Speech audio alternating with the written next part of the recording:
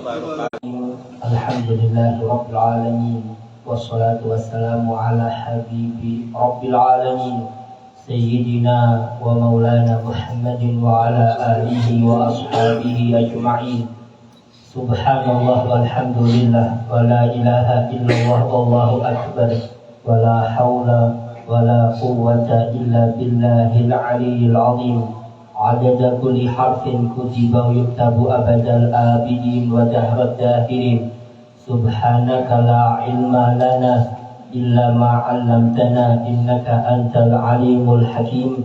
Rabbi shrah li sadri wa yassir li amri wahlul 'uqdatam min lisani yafqahu qawli bijahin nabi wa sahbi wal ali amma ba'd. Pertama-tama mari sama-sama kita panjatkan puji syukur kita kehadirat Allah, yang mana pada malam hari ini kita semua masih diberikan oleh Allah limpahan taufik, hidayah, inayah, sehingga kita masih bisa melangkahkan kaki kita berhadir di majlis yang mulia ini, di tempat yang penuh barokah ini. Besar harapan mudah-mudahan apa yang kita lakukan bersama pada malam hari ini mendatangkan ridha dan rahmat-Nya Allah, dan juga mudah-mudahan apa yang kita hajatkan bersama, baik itu hajah dunyawiyah maupun hajah ukhrawiyah, mudah-mudahan dikabulkan dan dimudahkan oleh Allah Subhanahu wa taala. Amin amin ya rabbal alamin.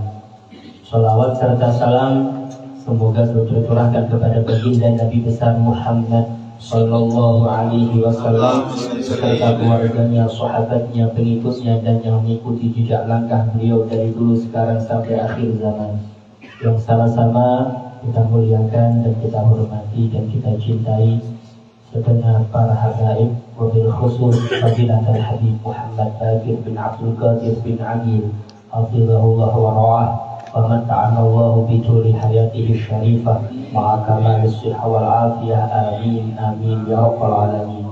Dan juga yang kami muliakan dan kami hormati dan kami ta'zimi segenap guru-guru agama, hadirin hadirat, bapak, ibu, adik-adik sekalian yang sama-sama dimuliakan dan dirahmati oleh Allah.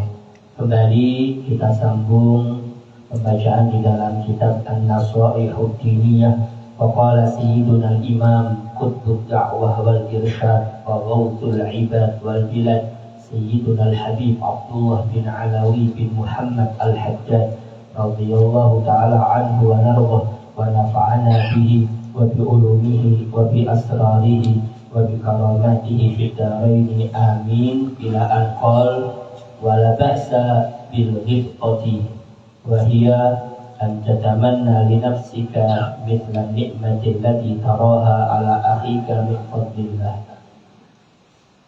Kata beliau, Bapak, Ibu, dan adik sekalian, melanjutkan akan pembahasan sebelumnya perihal salah satu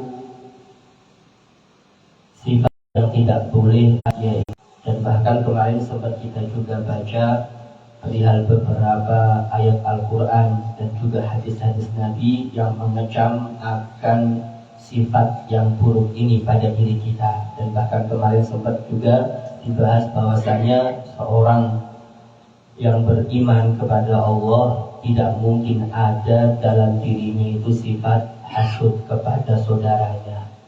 Saking besarnya yang namanya hasud ini, saking tidak bolehnya Bapak Ibu sekalian. Maka kata beliau, ini kalau memang kita ingin atau berharap bahwasanya kenikmatan yang Allah berikan kepada saudara kita itu hilang, atau mungkin bahkan lebih parahnya agar gimana caranya pindah kepada kita, ini lebih parah lagi tentunya.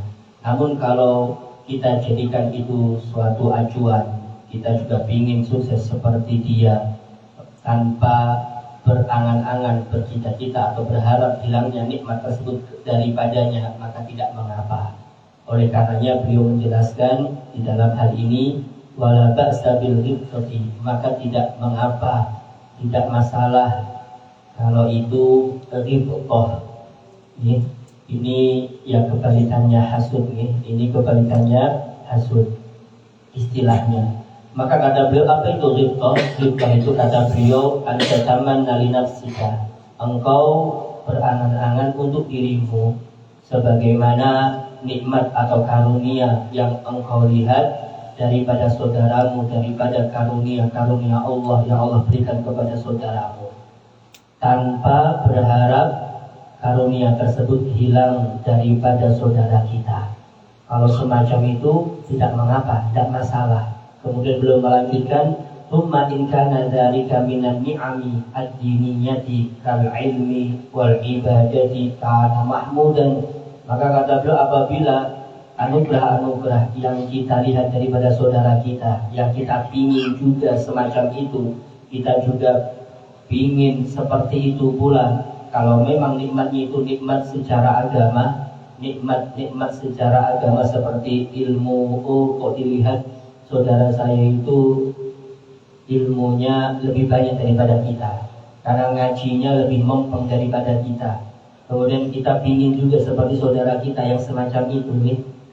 Atau dari sisi ibadahnya, oh saudara kita ibadahnya lebih mempeng daripada kita, lebih khusyuk daripada kita. Kita pingin seperti itu, seperti saudara kita tersebut di dalam ilmu dan ibadahnya, atau hal-hal yang lain yang unsurnya agama, karena mahmudan, maka yang demikian itu amat sangat terpuji, bagus sekali, tidak masalah. Dan bahkan itu amat sangat terpuji. Memang seharusnya demikian. Seharusnya demikian. Jangan sampai tertinggal nih dengan saudara kita. Saudara kita bisa, kok kita tidak bisa. Saudara kita bisa menguasai ilmu ini, kok kita tidak bisa. Saudara kita bisa ini dalam ilmu agama, kenapa kita kok tidak bisa. Jadinya dijadikan acuan agar kita juga sama seperti beliau, bisa juga seperti saudara kita. Kalau semacam itu, jelas itu sesuatu yang terpuji. Kan demikian nih. Ini kalau ada agama basisnya. Kemudian kata beliau, belum lanjutkan, wa in kana minan ni'ami ad-dunyawiyati. Apabila anugerah yang Allah berikan kepada saudara kita itu berupa anugerah-anugerah duniawi, mungkin seperti kalmali, harta. Oh, saudara saya itu mungkin hartanya banyak karena usahanya kok lancar, bisnis nasi gorengnya kok lancar nih, buka sini buka sana, demikian nih seumpama. Kemudian kita pingin juga semacam itu. Oh, gimana caranya ya, ilmunya seperti apa kok bisa jualan nasi gorengnya lancar. Oh, sekalinya jimatnya punya istri yang cerewet. Seumpama ya. Oh, kayak itu kan ceritanya. Oh, berarti sampai harus cari istri yang cerewet juga. Mungkin ini guyon saja. Ini kan setidaknya kalau sus memang tidak berani sama istrinya, dia tidak berani. Walaupun dia banyak omong, tetap dia tidak berani sama istrinya. Ini sudah paten, ini kita sudah lihat sendiri. Yang jelas kan ini kan, intinya pingin juga seperti beliau juga, sukses juga gitu nih dari dunianya, sisi dunianya. Atau mungkin kata beliau wal jahi, mungkin pangkatnya. Oh, ini kok sudah jadi ini. Ini kalau di dalam perusahaan, aku juga pingin semacam itu juga. Jadi pingin juga semacam itu. Tapi kedudukan yang tentunya kata beliau al-mubahi, yang mubah. Maka kata beliau kana dzalika jaizan mubahan. Maka yang demikian itu boleh, tidak mengapa. Hal-hal yang boleh-boleh aja, lumrah aja. Asalkan tadi ini tidak ada niatan atau keinginan nikmat tersebut hilang pada diri saudara kita. Kita pingin juga semacam itu juga, tidak masalah. Ya kalau kita pingin sis itu gimana biar hancur, ya nggak boleh juga ya. Ini berarti hasud kan demikian. Tapi kalau itu kita jadikan acuan motivasi buat kita, maka tidak masalah. Ini kalau ini basisnya adalah ya, tapi kalau basisnya akhirat itu jelas lebih utama dan itu amat sangat terpuji kata beliau. Demikian ini perihal masalah hasud. Ini sebetulnya ya sesuai dengan beberapa hadis Nabi, la hasada illa bisnadaini, tidak ada iri dengki atau hasud kecuali di dalam dua hal, tidak ada tiktok kecuali di dalam dua hal, yang mana Allah memberikan kepada salah seseorang Al-Quran, kemudian dia membaca Al-Quran dan mengamalkannya saben malam, saben hari, maksudnya itu yang kita yang dijadikan acuan, itu yang kita hiftohi, itu yang kita kemari gimana caranya kita juga semacam itu. Saudara kita bisa baca Al-Quran, bisa ngaji, bisa mengamalkannya, ini jadikan motivasi. Kemudian Nabi melanjutkan warajulun atahullahu malan. Berikutnya seorang laki-laki yang Allah berikan kepadanya harta. Ini nomor 2 setelah Allah memberikan, Nabi mencontohkan seseorang yang Allah berikan berupa Al-Quran, dalam satu riwayat hikmatan, ilmu agama dan seterusnya. Jadi semacam ini.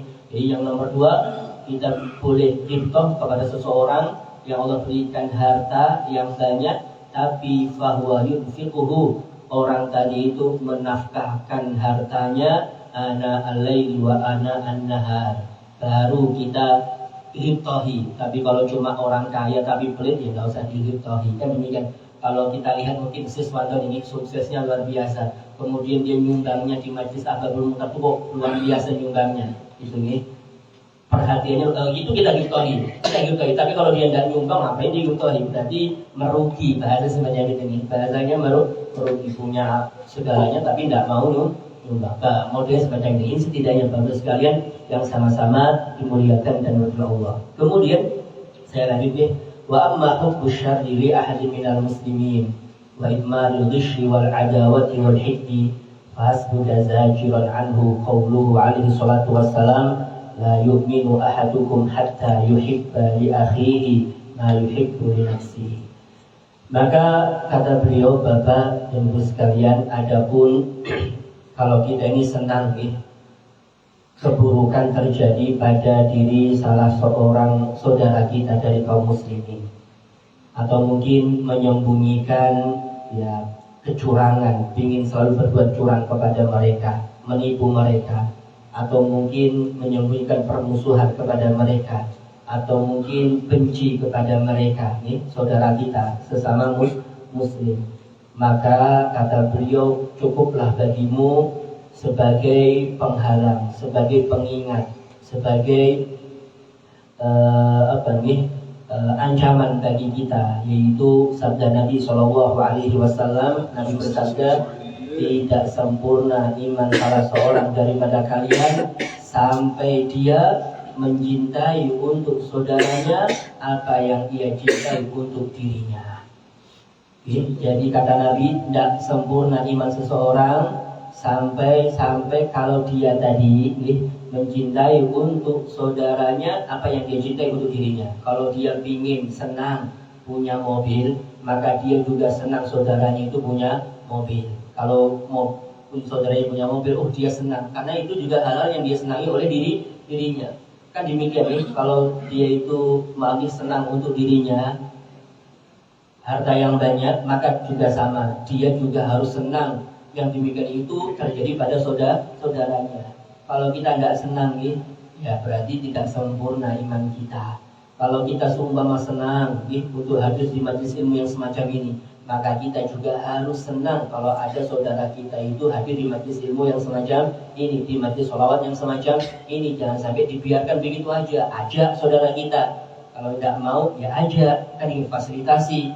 Kalau tidak ada kendaraan, jemput. Kan demikian, ada mobil, kan dan seterusnya. Setidaknya semacam itu baru sekalian karena ini bukti sempurnanya iman kita kepada Allah Subhanahu wa Ta'ala. Kan demikian. Ya kalau kita benci dengan mereka, kita senang apabila keburukan menimpa mereka, ya tentunya tadi ini jauh dari kategori iman yang sempurna pada diri seseorang tersebut. Kemudian karena beliau Nabi SAW bersabda dalam hadis yang lain, man ghasyal muslimina falaysa minhum. Kata Nabi, siapa orang yang menipu, mencurangi saudaranya yang muslim yang lainnya, maka dia bukan termasuk daripada mereka, bukan termasuk orang-orang muslim. Waliyadullah min dzalik. Dalam hadis yang lain, falaysa minna, bukan daripada golongan kami, kata Nabi SAW. Intinya, ya jangan sampai kita menipu atau mencurangi saudara kita. Ya intinya kita setidaknya mengalah kepadanya. Lebih baik semacam itu. Tidak apa, kan saudara kita Kalau kita ingin menangnya sendiri, ya tidak demikian seorang yang beriman kepada Allah dan Rasulnya. Kemudian kata Nabi dalam hadis ini disebutkan lagi, in qadarta an tusbiha wa tunsi in qadarta an tusbiha wa tunsi wa laysa fi qalbika ghishun li ahadin faf'al fadzalika min sunnati. Kalau seumpama Anda mampu di pagi hari, di sore hari, dan tidak ada di dalam hatimu keinginan untuk berbuat curang, keinginan untuk menipu, keinginan untuk mencederai, mencurangi saudara kita, salah seorang daripada saudara kita, fa'al, maka kerjakan, maka lakukan lagi, itu kata Nabi. Kalau memang demikian, kalau Anda mampu, pokoknya saben hari itu ya, sepanjang 24 jam kita ini, setidaknya jangan sampai ada keinginan dalam hati kita mencurangi saudara kita, menipu saudara kita. Demikian, jangan sampai maka lakukan semacam itu. Nabi melanjutkan, karena itu termasuk ajaranku, kata Nabi Shallallahu Alaihi Wasallam. Demikian, makanya amalan yang luar biasa itu di antaranya itu ya, kalau kita di malam hari kita merenungi kesalahan kita meminta ampun kepada Allah. Kalau toh di sepanjang hari tadinya kita berbuat salah ke seseorang, minta maaf ke seseorang tersebut sebelum kita tidur. Kemudian kalau nanti ada orang mendolimi kita, maafkan sebelum itu, dimaafkan semua. Jadi tak kala dia tidur, plong, nol, tidak ada sangkut pautnya dengan orang lain. Ini amalan yang luar biasa. Ini banyak cerita-cerita yang semacam itu yang dilakukan oleh para salafus soleh, dan amalnya amalan yang luar biasa ini, dan bahkan menyebabkan orang-orang tersebut masuk surganya Allah Subhanahu wa Ta'ala. Kan demikian ini, karena memang tidak ada kebencian.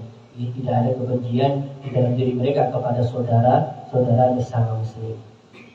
Kemudian Bapak Ibu sekalian yang sama-sama dimuliakan rahmatullah Allah, kata beliau, wa amma qillatur rahmati bil muslimin wa syafaqati alaihim fadzalika yadullu ala qasawatil qalbi wa ala al-fadadati wal ghilzati wa kullu dzalika madmumun wa qabihun. Kata Nabi, sama seperti ini juga nih, apabila kita itu kurang respect kepada saudara kita, kurang belas kasihan kepada saudara kita, kurang mengayomi kepada saudara kita, karena bisa jadi yang semacam itu menunjukkan bahwasanya hati kita itu keras. Kalau ada saudara kita memerlukan apa, kita kok tidak cepat bantu, tidak cepat belas kasihan, kayak biasa aja.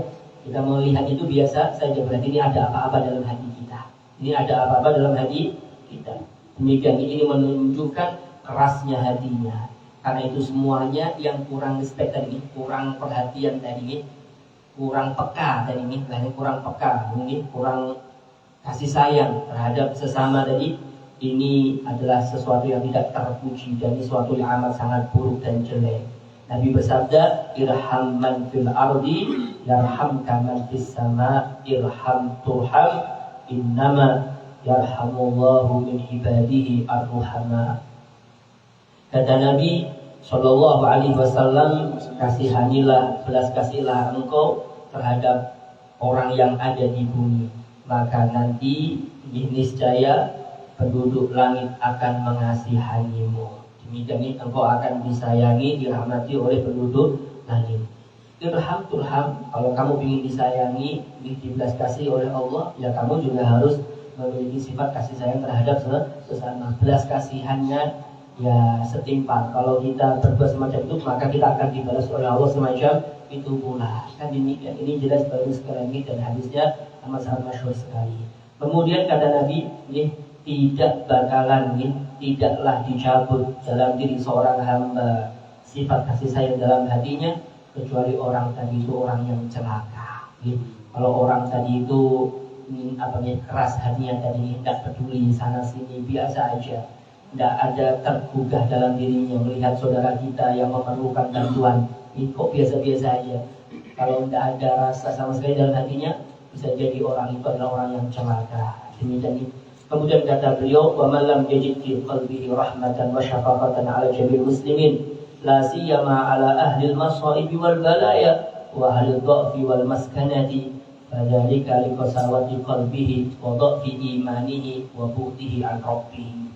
Kata beliau menutup pembahasan ini, kalau seumpama di dalam diri kita, tidak ada sifat belas kasih sayang terhadap saudara kita yang muslim lainnya. Lebih kalau saudara kita itu tertimpa musibah, tertimpa bala, ujian, kemudian lebih saudara kita itu tidak mampu, atau lebih saudara tadi kita miskin, Kalau tidak ada rasa simpati kepada mereka, maka itu menunjukkan akan kerasnya hatinya dan lemahnya imannya dan jauhnya dia kepada Tuhannya. Jauh sekali dia daripada Tuhannya. Waliyadzubillah. Dan ini tadi Bapak Ibu sekalian perihal beberapa nasihat-nasihat daripada beliau. Mudah-mudahan dengan apa yang kita baca daripada nasihat-nasihat beliau ini, mudah-mudahan menambahkan semangat kita untuk beribadah kepada Allah Subhanahu wa taala, menambahkan semangat kita untuk lebih peduli dengan sesama, dan mudah-mudahan kita termasuk orang yang beruntung nantinya baik di dunia lebih-lebih di akhirat kelak. Amin amin ya rabbal alamin. Kurang lebihnya saya minta maaf. Kalau ada tutur kata yang berkenan, wabillahi taufiq wal hidayah. Assalamualaikum warahmatullahi wabarakatuh.